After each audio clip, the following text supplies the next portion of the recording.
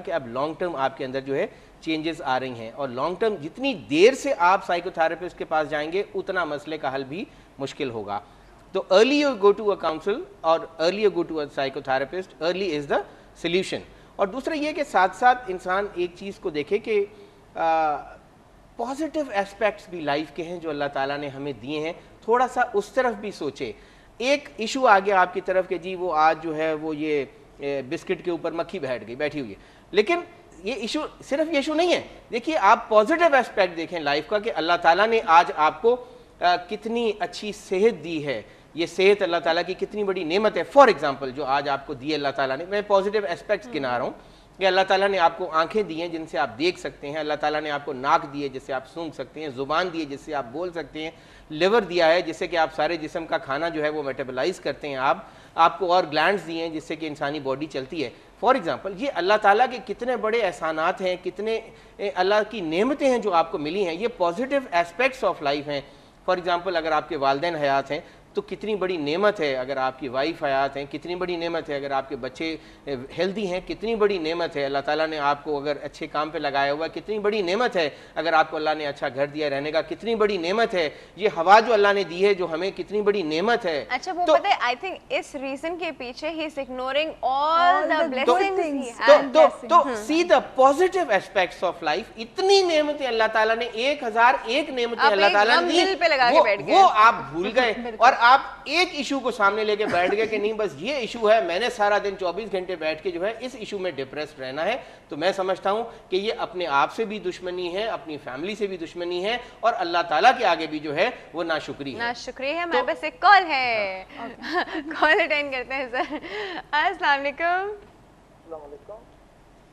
السلام. Good healthy morning. Good healthy morning. فدا صاحب شکر ہے پہچان لیا میں نے. آج آپ کی آواز اتنی ہلکی آ رہی ہے نا کہ مجھے پہچاننے میں بھی سٹریس ہو گیا ہے.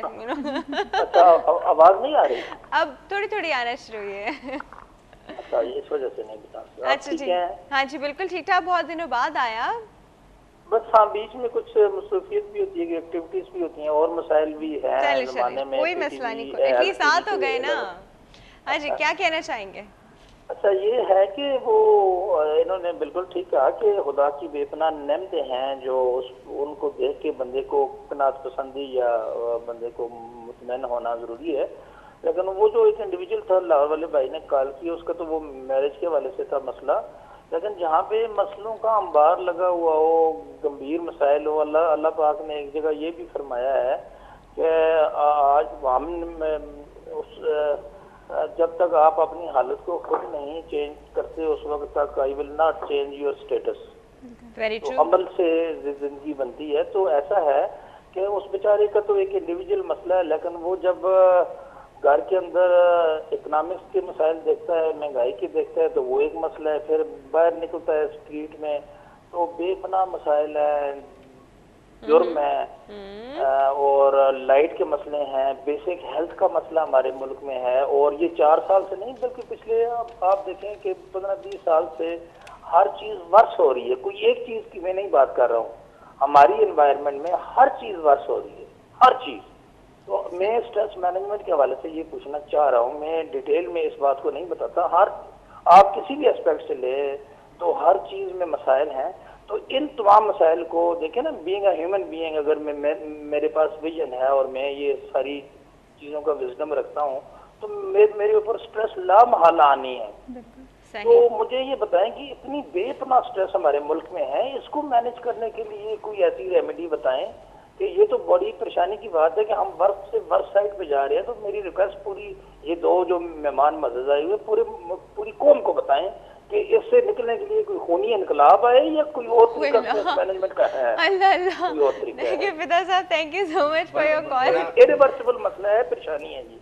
نہیں بڑا ماشاءاللہ اچھا آپ نے سوال کیا کہ آپ کا سوال ڈیفینیٹلی وہیں ریلیٹ کرتا ہے کہ آج کی دنیا میں وہ ایشوز نہیں ہیں کہ جی طوفان آ گیا یا خدا نخواستہ اور کوئی پہاڑ سر پہ گر گیا یا کوئی چیتا آ کے آپ کو کھا گیا. ہمارے ڈیلی لائف کے اتنے آج کے دن کے ایشوز جو ہیں وہ ڈیلی لائف کے ایشوز ہیں. ہم صبح اٹھے لیٹ اٹھ گئے, 5 منٹ لیٹ اٹھے, ہو اسٹریس ہو گیا, پہنچنا ہے اسٹریس ہو گیا, باہر پیٹرول نہیں مل رہا, سی این جی نہیں مل رہی, اسٹریس ہو گیا, کپڑے پریس کرنے لگے, لائٹ چلی گئی. یہ تو بیسکلی ہوئے آپ کے انڈیویجول پرسنل لائف کے ایشوز. بٹ جو ہمارے محترم کالر جو ابھی فون کر رہے تھے, یہ ریفر کر رہے تھے basically issues related to the economic situation of our country, کہ جب تک ہم اپنی اکنامک سچویشن کو امپروو نہیں کریں گے تو معاملے کا حل نہیں نکلے گا. یہ ساری کی ساری قوم اس وقت 17 کروڑ عظیم لوگ, میں سلام پیش کرتا ہوں ان لوگوں کو, 17 کروڑ عظیم لوگ اس وقت جو ہے وہ سٹریس میں ہیں فرام ٹاپ ٹو باٹم. اس مسئلے کا حل نکالنا ہے. اس مسئلے کے لیے ڈیفینیٹلی میں سلیوٹ کرتا ہوں اپنی گورنمنٹ کو کہ بہت زیادہ انیشیٹیوز اور سٹیپس گورنمنٹ آف پاکستان لے رہی ہے. اس وقت کور ایشو جو ہے, جو میرے بھائی نے ریفر کیا, کور ایشو میں ان کو بتاتا چلوں کہ اس وقت سارے مسئلوں کا جو حل ہے, سارے مسئلوں کی جو وجہ ہے, that is the energy sector. آج انرجی ہمارے پاس اویلیبل نہیں ہے. اس ایک انرجی کے نہ اویلیبل ہونے کی وجہ سے آج ہماری جو صنعتیں ہیں وہ تقریباً بند ہو چکی ہیں. ہمارے جو مزدور بھائی ہیں, ہماری مزدور بہنیں ہیں, وہ بے روزگار ہو رہی ہیں. تو انرجی سیکٹر کے اوپر بہت زیادہ گورنمنٹ آف پاکستان کام کر رہی ہے. اس گورنمنٹ کا ویژن یہ نہیں ہے کہ خدا نخواستہ ملک کو خراب کرنا ہے. اس گورنمنٹ کا vision honourable president of Pakistan جناب آصف علی زرداری صاحب کا ویژن ہے کہ جی ہمیں ان امپلائمنٹ کو ختم کرنا ہے. ان کا ویژن ہے کہ ہمیں جو ہے وہ امپلائمنٹ دینی ہے, لوگوں کو انڈسٹری کو چلانا ہے, ایکسپورٹ کو پروان چڑھانا ہے. نہیں, اس پہ سٹیپس بھی لیے جا رہے ہیں. اس پہ سٹیپس کیا لیے جا رہے ہیں کہ آج ہمیں گیس کا فار ایگزامپل بحران ہے. پاکستان کی 70% اکانومی بیس کرتی ہے ٹیکسٹائل سیکٹر کے اوپر, اور آج ٹیکسٹائل سیکٹر ہی سب سے زیادہ بحران کا شکار ہے. اور اس بحران کی وجہ کیا ہے کہ ہمارے پاس گیس کی شارٹیج ہے. تو سب سے امپورٹنٹ سٹیپ جو گورنمنٹ آف پاکستان آلریڈی لے چکی ہے وہ پاک ایران گیس پائپ لائن کی طرف جو ہے وہ لے چکی ہے. یہ ایک ایسا سٹیپ ہے کہ جس دن یہ سٹیپ پورا ہو گیا تو اس دن انشاءاللہ تعالی میں سمجھتا ہوں کہ اتنی گیس ہمارے ملک میں ہوگی کہ پھر کوئی انڈسٹری بند نہیں ہوگی, کوئی مزدور بے روزگار نہیں ہوگا, کوئی انڈسٹری جو ہے وہ پرابلم کی طرف نہیں جائے گی, ہماری ایکسپورٹس انہینس ہوں گی, ہمارا ٹریڈ ڈیفیسٹ ختم ہوگا, ہمارا فسکل ڈیفیسٹ ختم ہوگا, اور ہم ایونچولی جو ہے وہ ترقی کی طرف جائیں گے. اور انشاءاللہ تعالیٰ آپ دیکھیے گا اور ہم سب مل کے دیکھیں گے کہ یہ قوم انشاءاللہ ایک دن ترقی کی اس منزل پہ پہنچے گی کہ ساری دنیا اس ملک کو سر اٹھا کے دیکھے گی. یہ ملک, یہ قوم, یہ وطن کوئی چھوٹی قوم نہیں ہے, یہ وطن کوئی چھوٹا ملک نہیں ہے. یہ وہ ملک ہے جو کلمے کے نام پہ لا الہ الا اللہ محمد رسول اللہ, یہ کلمے کے نام پہ بنا ہوا ملک ہے, اور اس ملک کو کبھی کوئی پیچھے نہیں لے جا سکتا, اس قوم کو کبھی کوئی پیچھے نہیں لے جا سکتا. یہ میں سمجھتا ہوں وقتی مسائل ہیں کہ مجھے آپ کو مل کے حل کرنے ہیں. میرا ایک سٹیپ اس ملک کو بہت آگے لے جائے گا, آپ کا ایک سٹیپ اس ملک کو بہت آگے لے جائے گا. ہمیں ڈس ہارٹ نہیں ہونا, ہم نے بہت آگے جانا ہے. یہ قوم پیدا ہی آگے جانے کے لیے ہوئی ہے. آگے جانے سے پہلے ایک چھوٹا سا بریک, ایک بات ہی چھوٹا سا بریک ہے, بس کہیں نہیں جائے گا, ہم پھر ابھی واپس آ جائیں گے.